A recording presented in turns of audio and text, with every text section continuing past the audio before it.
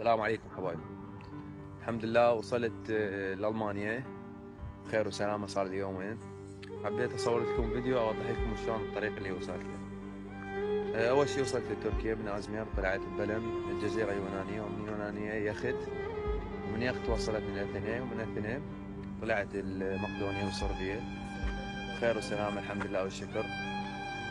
بس حاب أقول لكم اللي يريد يطلع خليه يطلع يستعجل، لأن يعني الوضع شوية زين هسه، والانبار صافية بزود الأبطال الزلم. هاي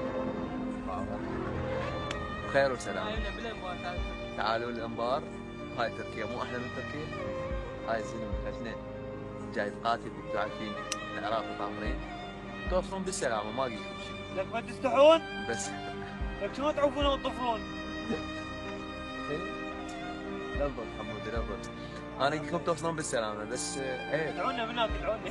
باكر عقب العراق يصير بخير، زود الابطال الحشد الشعبي. شو تقولون؟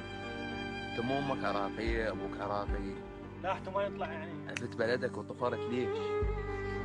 باكر يعاتبك الوطن يقول لك هاي قاعد تبيعها، جنسيتك بعتها، والله على مود اوروبا. اوروبا شنو؟ يعني عبالك راح تستلم الاقامة والجنسية هاي